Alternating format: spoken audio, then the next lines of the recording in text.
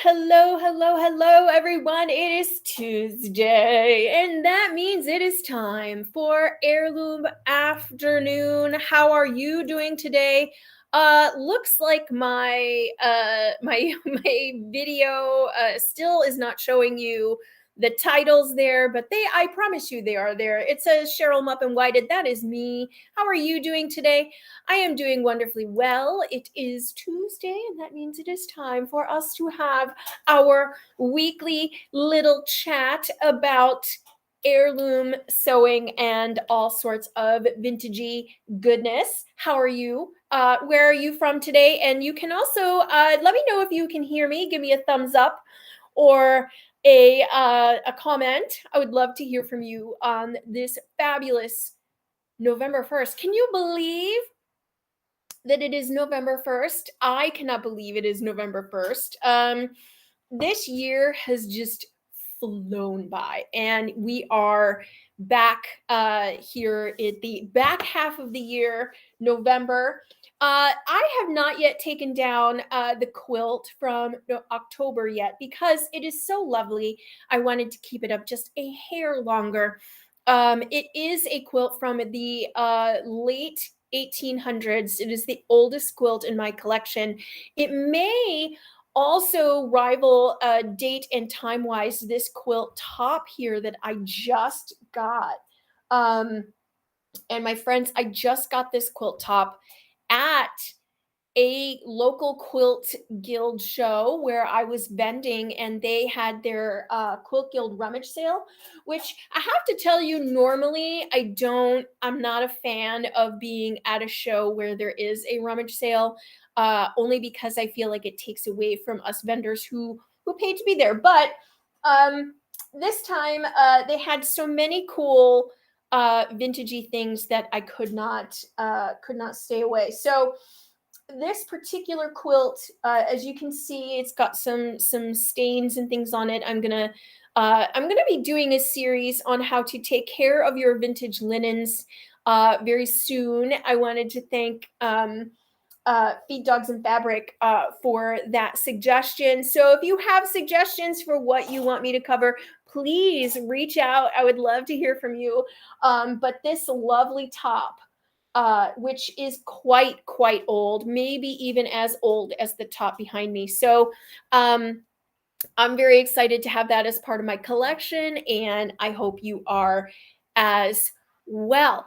Today, my good friends, we are going to be talking about puff quilts. Now, these are super dimensional quilts, and they've been around, I want to say they've been around longer than you might have expected, but I really saw them rise to prominence in like this 1970s.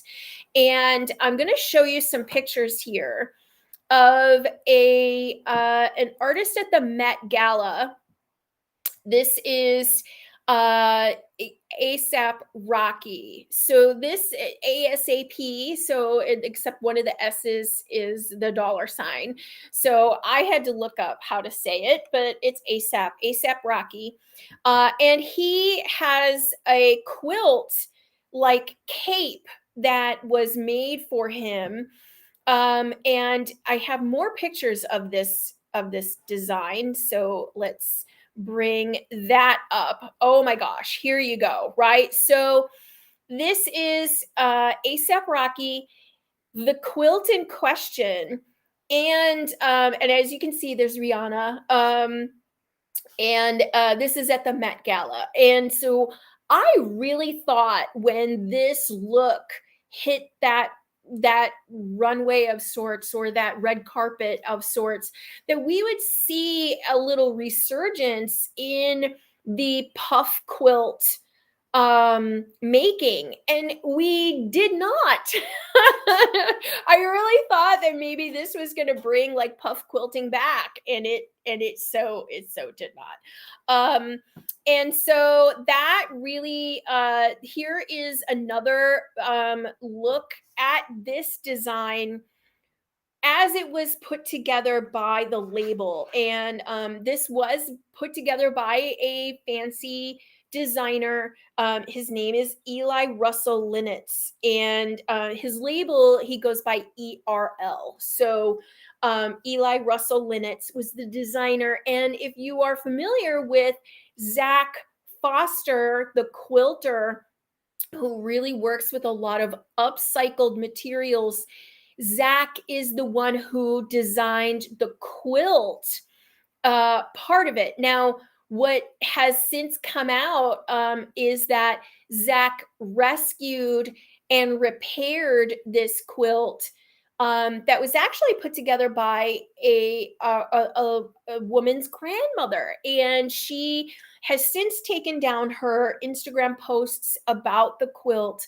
But the quilt was put together by her grandmother in the 70s. It has a total 70s look to it, right? Like here, like you can see it's got that real 70s look to it. It's got, all those little bitty calicos, that hot yellow that was really popular. Here's another look at it. And it is designed like a cape, so it does come around. But what I found interesting is that there aren't a lot of, now in the 70s, McCall's did make a series of patterns. So for those of you that aren't familiar, like early quilt patterns and things like that were either these pre-stamped kits that you would buy, or they were written up in the newspaper for you to trace, patterns and things like that. Or they were put together by McCall, Simplicity, those companies, the same companies that you think of for doing, you know, clothing, right? So instead of clothing, they would be these quilt patterns. Now, in the later years, in the more recent years, and let me pull up my video screen here. All right. And this is a kit that was put together by Clover, and they had two different sets of these. They don't make these kits anymore, and this is unfortunate because, again, when the puff quilt came out with ASAP Rocky, I thought, oh my gosh, we're gonna have like this little run on on these quilts, right? We're gonna have a little puff quilting, resurgence, and we really did not. so so they came with these instructions, which are in 4 languages, and none of these. This sheet is not English, so we got to find the one that's in English. Here we go. Okay, so here's what it is. You've got these clips, and you've got a set of templates. Now, I'm not saying that this is how you should make your quilt, but I'm just gonna talk about what it came with. So it came with these clip things, and they fold over and snap, and that is how they hold the fabric. Okay. I don't know that this is the best way to make this quilt, but we do have this template set. Now, they did come with 2 different sizes. There were these blue ones came with the purple templates, and these yellow ones were for the quote big, the large. And so what you have with your project is a top fabric and a base fabric. And your top fabric is going to be cut bigger, and it fits over the small fabric template, which is how we know, that it will be, that's how much volume, right, has to fit down into this smaller space. So what I was going to do is I'm going to cut a base fabric out of this white fabric that I have left over. And then I was looking at this and I was thinking, like, it looks big enough that you could use a 5.5 inch square. It's just smaller than that. I believe then this is a 5 1/4, 5 3/4, almost 6 inches. But this is a 5.5 inch pre-cut, so we're going to use that. And I am going to really quickly cut out the base, and we're going to use this template set. Even though it's a little bit smaller, we're going to use this template set just to for our demo purposes here.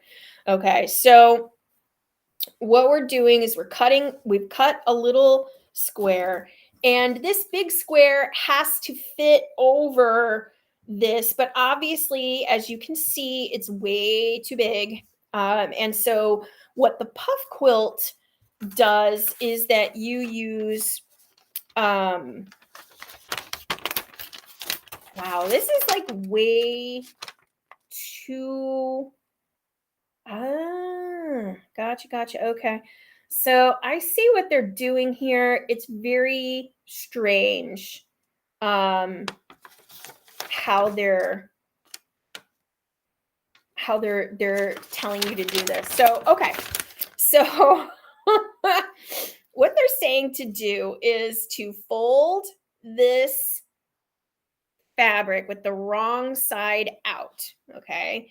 And then you take one of these clips and you have these slits here, right? In the top, in the three sides there.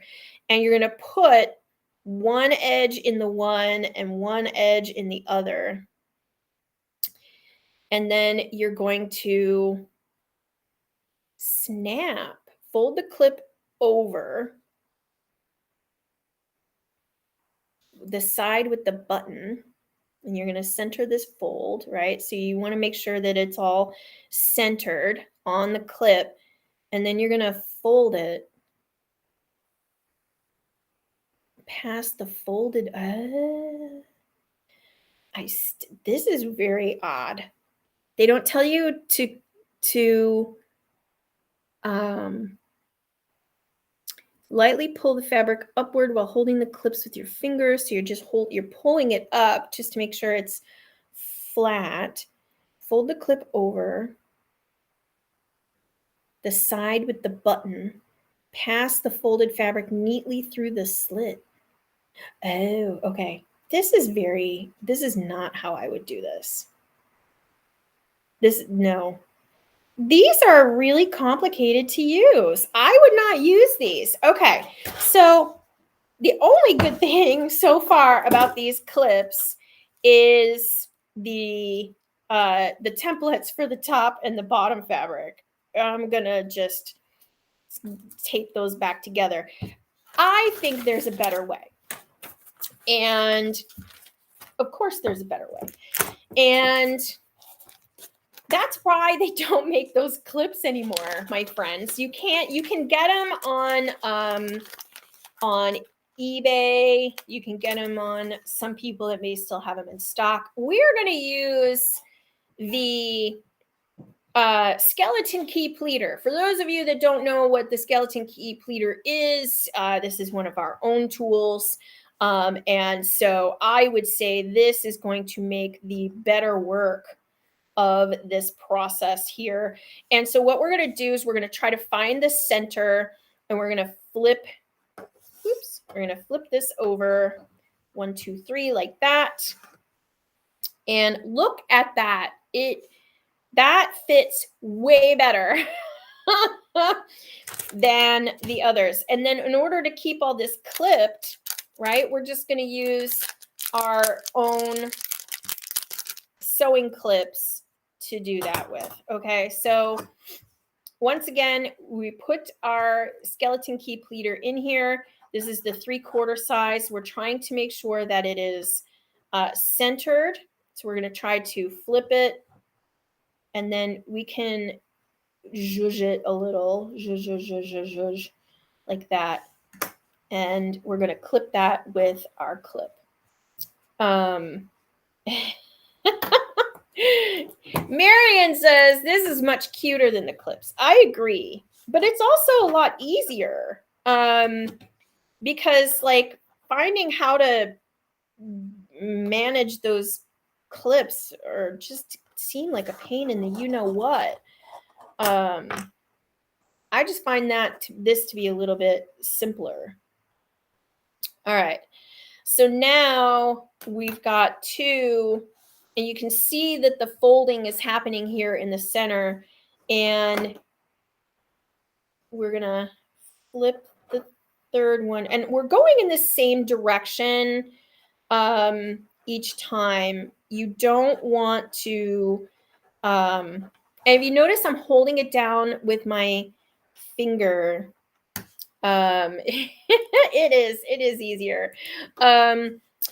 So we're just holding it in place while we zhuzh back and forth. That will get us centered on the block. And then we take one of our clips and we just clip it like that. Ooh, we got to make sure we get all the layers. Clip all the layers. All right, and then our last side here, okay, is, that was pretty good. That was a pretty good shot. Okay, notice that all of my folds are going around in a circle in the same direction. And I think that's an important thing that keeps these biscuits or puffs or whatever they're called to be going in the right direction. And so again, what you're going to do is you're going to put this over the top of your base fabric. And this is where we can just lift up the clip, re-clip it, and then we can use extras here to clip the edges so that they're together like that. And here's another spot where we're just gonna lift up the clip and just put it right back under there. Cute, cute, cute. Of course, you know, these being 5.5-inch blocks makes your bottom, or makes this easy to do because you have those charm packs, right? Those little charm packs. And if you need to adjust the edge slightly so that it comes out to your to the edge of your fabric, that's an easy adjustment to make. I don't know with those clover clips how adjustable they are because you are sort of messing around with the whole clip itself. So here's, yeah, so we just need to adjust this a little bit, make it a little bigger, but you still have all this volume here. Now, what we are not at our sewing machine, but what we would do then is we would sew around 3 sides, and we're going to pretend that we did that. And then this side here is the only one left open. So we're just going to go back and clip the top fabric only. And that will leave us a little hole. And so what we're going to do is you come in with some polyfill. Okay, I just took a big old chunk, and you're going to want to, I would say that the easiest way to do this is to pre-blob your stuffing so that it goes in there nice and easy. But we're just going to demo this for today. So we're just going to grab this little handful and jam it in here. Goes in pretty quick, goes in pretty easy. And look at that little bubble, right? Isn't that cute? Okay, so this is really neat. So now if I'm going to pretend like this is all clipped, we're gonna clip it closed. All right, that would be the last seam that you sew. And this is where having a machine with a 1/4 inch foot is super handy. Okay. Um, and it would be a lot easier to do this if you had already sewn these other sides, which we did not do. We're just pretending here. All right, but that's your first biscuit. Okay, so now we have a biscuit number 1. And notice it's like nice and round, right? It's got almost like a little pinwheel effect that goes around and around. So what we're going to do is we're going to make a second one. And let's grab this template. I'm going to measure this template. I want to see how big this template is. So here's another little good spot of our background fabric. This is a 10-inch square that I had left over from another project. And we're just tracing it. You could use your rotary cutter, etc., etc. I'm using my shears. Did you know we had a lovely little discussion going on over on my Facebook page right now about what's the difference between shears and scissors? And there is there's an actual difference between shears and scissors. Shears have a bent handle. Shears also have a larger one larger opening for your fingers, and then a smaller one for your thumb. So these would be considered shears. So they're bent. See that bend there? Okay. That means these are shears. These are scissors because the scissor hole, and so are these. Of course, these are our own guitar scissors. Guitar or skull, depending. We're still in skull mode every day over here. But the holes are the same size. And so and they are not bent, and therefore these are a scissor and not a shear. These are shears, these are scissors. Now you know. And you can tell your family to stay away from your shears and your scissors. Okay, so I've got these are really cute fabrics. I'm using them for another project. And I just think they're really, really adorable. So, all right. What we're going to do again is we're doing this with the skeleton key pleater. And you can flip the pleater in either direction. Okay. And I like to make sure that they're all going the same direction. So I'm going to flip towards me. And what we're doing is we're trying to make sure that this section here, okay, is evenly down the middle. And you can just do that by just like that little wiggle back and forth until you get this like perfectly centered in the middle. And then you come back in with your clips. Now you can hand sew your biscuits if you want. You can use a 1/4 inch seam, or you can machine sew your biscuits. So, or your biscuits, your puffs. They're also called bubbles. So this is also called a bubble quilt. And notice too. Notice that the bottom stays fairly flat. That's the hallmark of this particular design because all the volume is in the top fabric. So that's why it's, when it lays, when it's on your bed or on your anywhere, that's how you're going to get that. And when you are doing these, again, because you're doing them on 2 different sides, you want that twist. Okay. This is one of those twists that happen in fabric. I think that's a really cool effect. this is just one of the many things that the skeleton key pleater does. So it's very cool. All right, so we have two sides here that we're gonna have to steal from, but again, we're doing this and it needs to be centered more. So we're just zhuzh. And if you're not getting the fabric moving like you need it to, you can just unflip it and reflip it. There we go. That's nice and centered.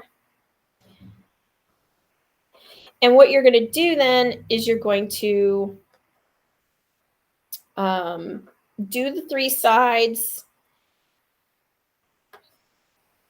Having a clip moment. There we go. You know, it's all fun and games until you start doing this on camera, and then it is like that. It is like that. It'd be like that sometimes.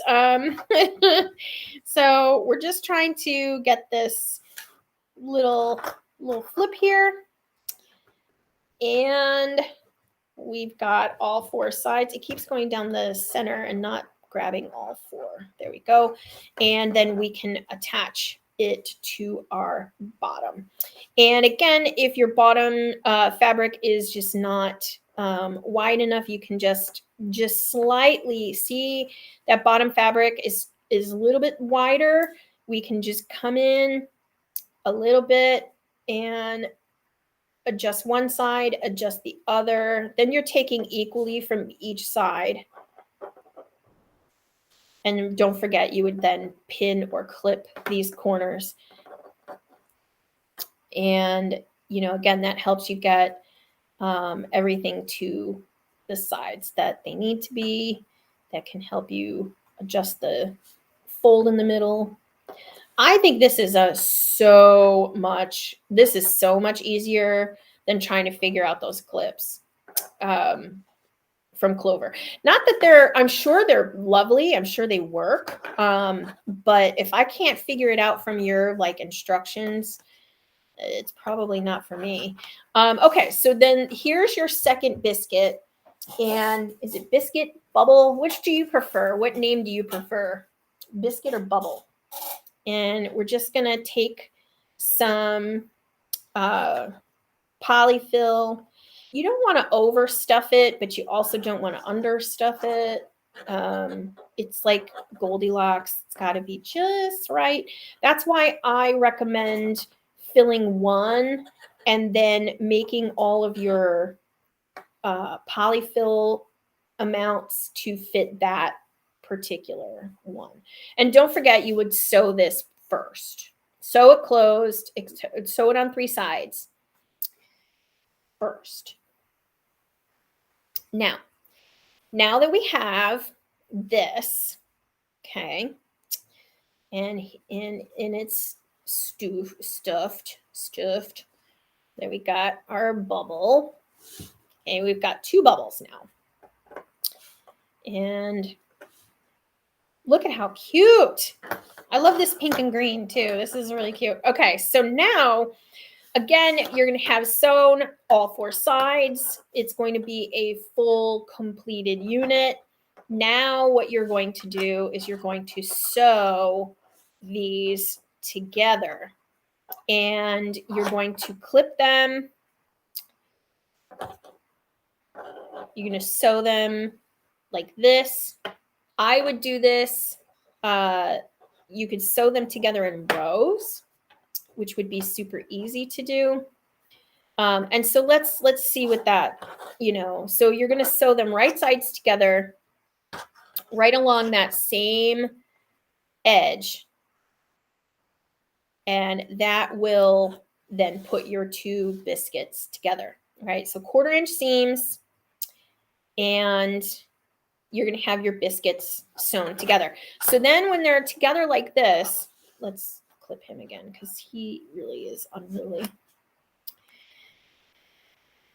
Okay, when they're clipped together like this, or they're sewn together, okay, that's when you start to get this like really like cool quilt effect. Like we have here.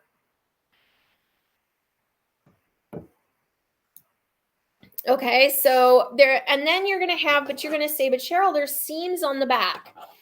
That's fine. So it's not fine in your finished example here. Okay. Oops. Sorry, I'm having an eyelash moment. Having one of those days where my eyelashes are not cooperating. There is a backing on here. Okay. We're gonna show this. There's a backing. Okay, so the backing is going to cover all of your seams on the back. So you just put a backing on the quilt, and then if you need to, you can quilt in between, like you can just hand tack the corners to the backing so that it stays together, or you can machine tack that so that the backing stays together with your top. But that's how you will cover your seams. So you just put a sheet backing, a straight flat backing, one of those wide backs would be perfect. And you do that with. And then so you just keep building your colors, all of your designs. This, like I said, is not, they wanted you to cut this to, like, I think almost just shy of 6 inches. So this, I'm doing it with 5 1/4, or sorry, 5 1/2. Let's see if the sizes are on here. Oh, it has it in finished sizes, but not in, yeah, these clips were not at all what I thought they were. I mean, I see how the fold happens, but that's not how I would do it. So this is the small one. Finished size, small is about 2 inches. This is almost 3 inches. Yeah, just joining. I am using fiber fill inside of my puffs. I don't recommend using scraps. I'm just using polyfill. Okay. The reason I don't want to use anything but polyfill is you want that loft, and polyfill will stay lofty. It also will, like, over time as these pieces age, they're going to get less puffy. Okay, so they're going to look more like this. They're going to have that little bit of sag.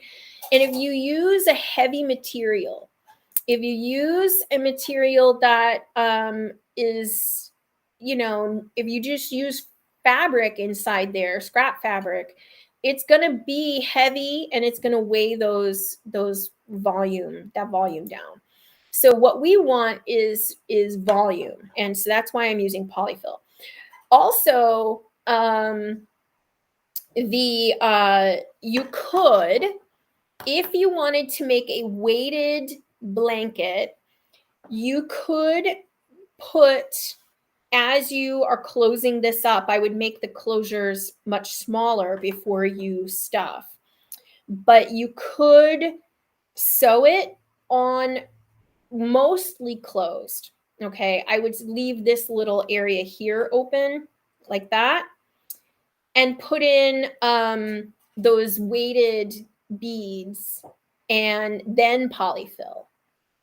But then the weighted beads would fall, they would fall down to the bottom of the quilt. So then you would just fold this back up.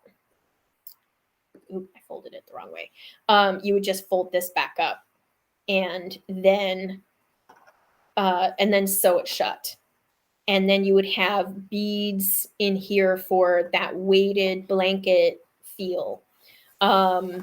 You could use those poly beads, the kind that you put into dolls. That would be one of the type of beads you can put in here to make a weighted blanket. But you could also make small envelopes of beads and put them in there. Or you can cut open an existing weighted blanket and try that, and use its materials. Because again, they all have to be new for them to sell it to you. Okay, so then you would sew these, join them together. You can join them in groups, you can join them in rows.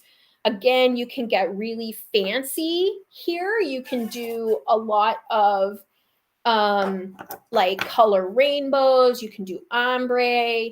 There's some really cute ideas for doing that. But I thought these puff quilt clips would be really super useful. And I thought because of ASAP Rocky, we were going to have this like giant puff quilt revolution.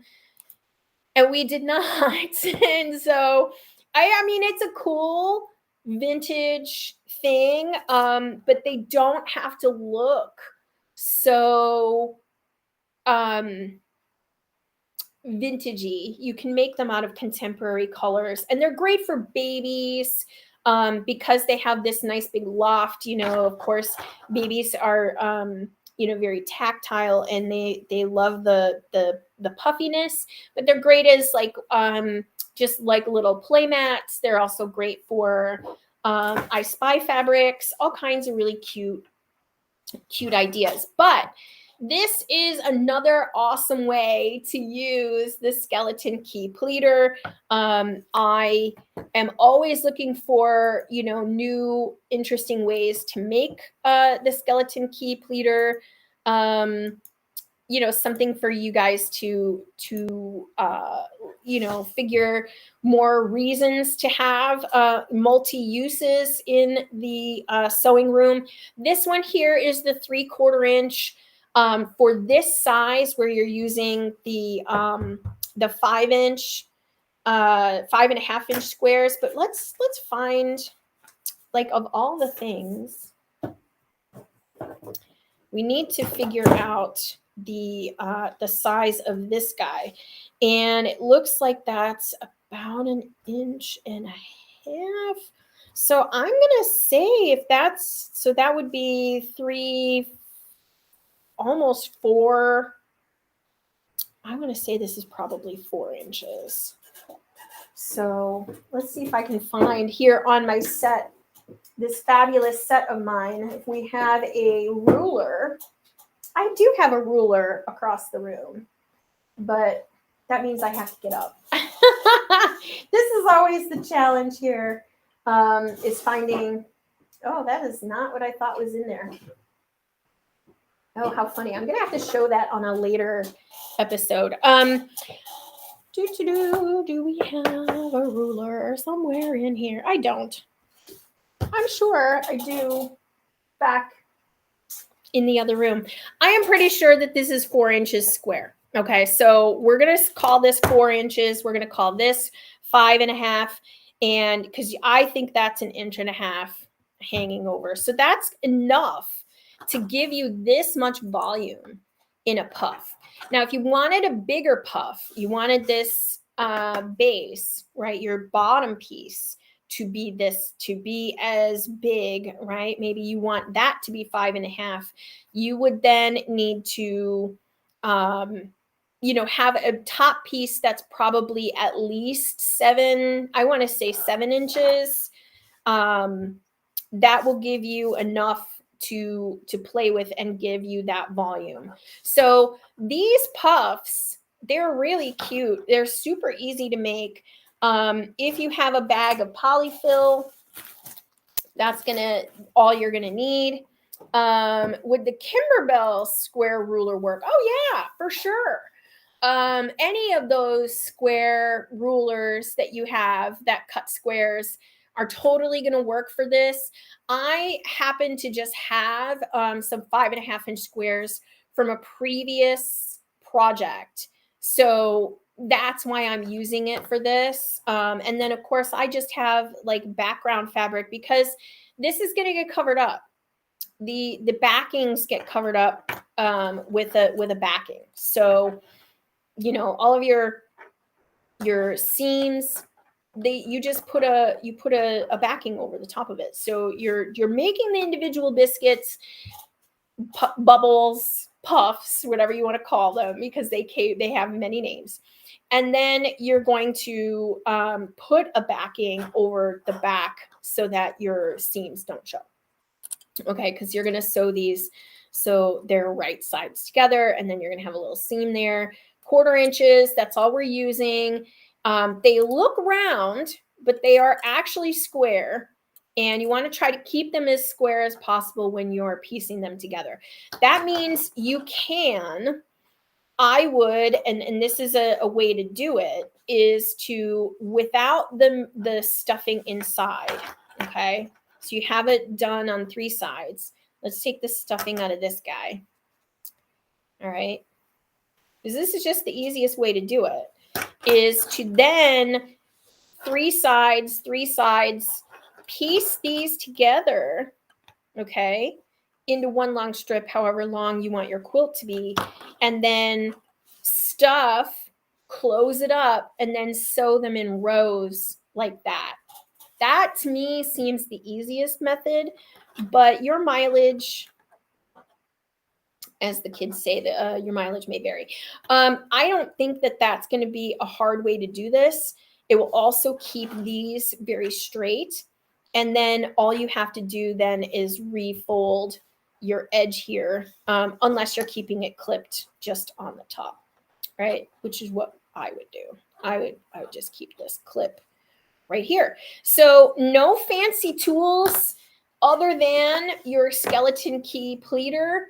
If you don't have clips, obviously, you need to get some of those as well. But if you want to use pins, you can use pins as well. I just like the clips because they're super handy. And again, you sew these 2 pieces together, you keep going and going, and then you just stuff on the one side, sew it all shut. And then you get your next row and next row and next row, and you just make it as big as you want. These puff quilts, they're quite warm. They're toasty because they've got all this, stuffing inside of them. So they're not going to be like a cold project. This is your a nice little winter project too. So I like dimensional blocks. I like these ideas. I think they're really cool. And like I said, when I saw this guy, I was like, oh, this is going to be the next big thing. We're going to have a run on puff quilts. And I will tell you, I do not see very many of these puff quilts in the wild. I don't see them in in vintage shops. I really don't. So that to me is really interesting. They just either don't make it to outside of the family, or they just or they end up getting more discarded than others. I don't know. But I guess if you don't, I thought this was going to be the next hot thing. Thought that ASAP Rocky was going to be that trend maker. But he did put Zach Foster on the map. He also did make his designer, the designer who made that cape, Eli Russell Linnets, ERL is the name of his label. That I thought they were the big winners in all of that, but it turned out puff quilting did not become the hot thing that again, and so then it's just one more way, one more technique that is out there for you guys to try. I just think that it's really cool. If you haven't gotten a chance to take a look at that, please do. Also, we have in stock right now, these are the last of our stock, hemline Advent calendars. So they're advent calendars that are full of sewing materials. And if you have not ever had one of these, if you like advent calendars, especially if you like advent calendars are full of chocolate or cheese or wine or any of those goodies, this one is full of sewing supplies. And it's a great amount of fun to put this together to go through the 24 days of Advent before Christmas with an Advent calendar full of sewing supplies. These are in stock right now on our website. So if you get a chance, head on over to our website and grab one of these because once they're gone, they're gone. And this one, I did one last year. I absolutely loved it. I hope you'll love it too. Marion says maybe puff quilting will be popular again now. I don't know. I think some people are, it's a different style of quilting altogether. It's very different, very retro. You'd have to be the right kind of person, I think, to really love puff quilting. But it is super dimensional. And you know me, I love a good pleat. There's good, nice little pleat in there. And it is a lot of fun to make them. So I say give this one a try. I think you're going to really enjoy it. My friends, it's Tuesday. I'm going to go and spend the rest of my day sewing. I hope you get some sewing done as well. Check back in with us next week. We will have a completely different quilt on the studio. This one is our October, but it's so pretty. I had to keep it for one more week. I will see all of you on Tuesday. Don't forget on Friday nights, we do Muppin Sewing Emporium right here, still on Facebook and on YouTube. Take care of yourselves. Have a wonderful week, and I will see all of you on the